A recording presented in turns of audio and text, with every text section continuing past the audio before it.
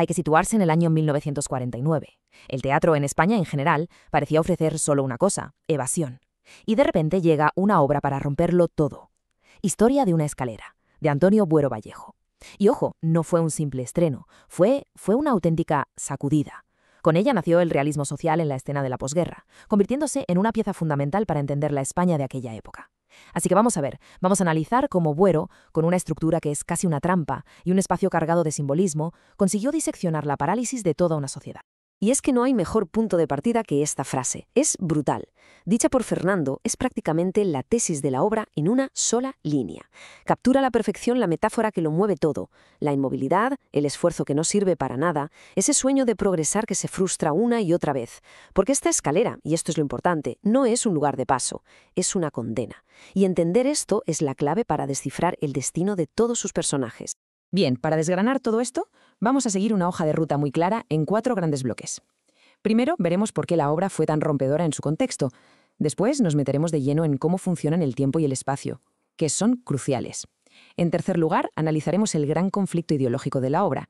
Y para terminar, definiremos 2 conceptos clave: tragedia moderna y esperanza trágica, que son, en esencia, el corazón de la propuesta de Buero. Empecemos, pues, por el principio. Para darnos cuenta de la verdadera magnitud del impacto que tuvo Historia de una escalera, es que es indispensable entender el panorama teatral en el que se estrenó. Un panorama, la verdad, bastante desolador. Esta cronología habla por sí sola. 10 años después del fin de la guerra, los escenarios estaban dominados por lo que se llamaba el teatro de evasión. ¿Y qué era eso? Pues comedias ligeras para la burguesía, dramas históricos de exaltación patriótica, vamos, un teatro diseñado para ignorar la realidad, para mirar hacia otro lado, y de repente llega Buero y planta en el centro del escenario a personajes de clase trabajadora, ahogados por la pobreza, sin futuro. Fue una ruptura total, un espejo muy incómodo para un público que estaba acostumbrado a no mirarse. Y claro, aquí surge la pregunta del millón. ¿Cómo fue posible que una obra así se estrenara con la censura franquista que había? Bueno, pues la respuesta está en este concepto: el teatro posibilista. Buero fue muy inteligente. No hace una denuncia directa, porque eso se lo habrían prohibido al momento. Lo que hace es desplegar una estrategia brillante de crítica velada. Usa símbolos potentísimos, como la propia escalera, y elipsis muy significativas, la guerra civil, por ejemplo, no se menciona nunca directamente, para crear un subtexto que el espectador de la época sabía leer entre líneas perfectamente. Era, sinceramente, la única forma posible de hacer un teatro comprometido. Pasamos ahora a lo que es el corazón de la dramaturgia de Buero. Porque lo que es verdaderamente magistral en Historia de una escalera es cómo el tiempo y el espacio dejan de ser un simple decorado para convertirse en los verdaderos antagonistas. Son, por así decirlo, la jaula invisible de los personajes. La estructura del tiempo es una trampa perfecta. 3 actos que van saltando de década en década, cubriendo 30 años. Pero claro, este paso del tiempo es solo una ilusión de que las cosas avanzan. Buero lo usa de hecho para demostrar justo lo contrario, que no ha cambiado nada, que la historia es un bucle que atrapa a los personajes siempre en el mismo punto de partida. Es que esta acotación de Buero al principio del segundo acto es la prueba física de esa parálisis. El estancamiento no es solo algo que sienten los personajes, es algo que se ve, que se palpa. El decorado, que no cambia, se convierte en un personaje más que da testimonio de cómo todo se degrada. Esa suciedad que se acumula en la escalera es el reflejo perfecto de los sueños oxidados de la gente que vive allí. Y quizá la cara más dolorosa de este ciclo es cómo la condena se transmite de padres a hijos. Este paralelismo es sencillamente devastador.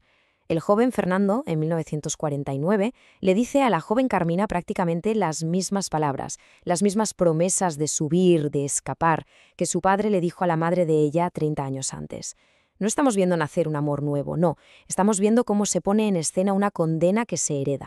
Y todos estos hilos, claro, convergen en el gran símbolo que da título a la obra. La escalera es un microcosmos social, el escenario de la vida de la clase trabajadora. Es, por supuesto, la metáfora de ese ascenso social que nunca llega, pero es, por encima de todo, una cárcel, una estructura vertical de la que es imposible escapar.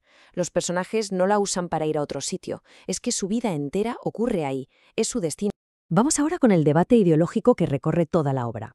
Porque Buero no se queda solo en mostrar la condena, sino que explora 2 posibles caminos para salir de ella, para luego demostrar que ninguno de los 2 funciona. Este dilema se encarna perfectamente en Fernando y Urbano. Fernando es el individualismo, es el soñador que cree que con su talento podrá escapar él solo de la miseria.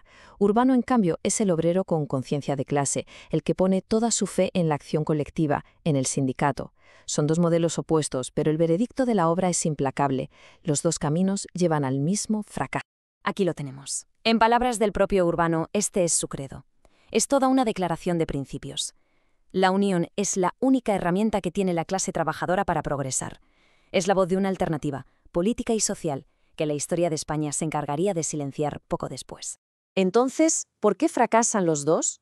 Pues aquí está una de las críticas políticas más agudas y sutiles de Buero. El individualismo de Fernando fracasa porque sencillamente es una fantasía en una estructura social tan rígida. Pero el fracaso de Urbano es mucho más significativo. Su camino, el de la solidaridad obrera, fracasa porque el régimen franquista había desmantelado y reprimido con violencia cualquier tipo de organización sindical. Al mostrarnos este doble fracaso, Buero está sugiriendo que la dictadura ha cerrado todas las salidas, tanto las individuales como las colectivas. Y llegamos así a la última parte, donde vamos a atar todos los cabos de nuestro análisis para formular la gran tesis de Buero, su idea de lo que es la tragedia moderna y su concepto totalmente revolucionario de la esperanza trágica. Historia de una escalera es una tragedia, sí, pero es una tragedia puesta al día para el siglo XX. En la tragedia moderna de Buero, el destino que aplasta a los personajes ya no es una fuerza de los dioses o algo mítico como en el teatro griego, no. Aquí el destino es el determinismo social, son las condiciones materiales, la estructura de clases, el sistema político. Eso es lo que actúa como una fuerza imparable que le roba la libertad. A pesar de esta dureza, que es innegable, Buero siempre rechazó que le llamaran pesimista. Y esta cita suya es la clave de todo su teatro. Para él, la función de la tragedia no es hundir al espectador en la miseria, sino todo lo contrario, es sacudirle.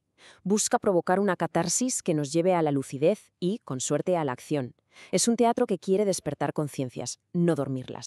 Y esto nos lleva a su concepto más profundo, el de la esperanza trágica. El final de la obra, con la nueva generación repitiendo las promesas de la anterior, parece absolutamente desolador, pero Buero deja el final abierto. Con ese eco final, lo que hace es mirar directamente al público y pasarle la responsabilidad. El desafío está clarísimo. ¿Vamos a permitir que este ciclo se repita para siempre? La esperanza, por tanto, no está en el escenario, está en la conciencia del espectador, que es quien tiene el poder de romper esa cadena. Y cerramos con esta pregunta, que resume a la perfección la ambigüedad final de la obra. Los jóvenes amantes empiezan en el mismo punto que sus padres, es cierto, pero ese abrazo final, que es un pequeño acto de rebeldía contra sus familias, podría ser una mínima variación, una pequeña grieta en ese círculo perfecto de la repetición. Buero no nos da la respuesta, nos deja con la posibilidad, por muy pequeña que sea, de que el círculo vicioso pueda empezar a transformarse en una espiral que vaya hacia arriba. Y es una pregunta que más de 70 años después nos sigue interpelando con una fuerza extraordinaria.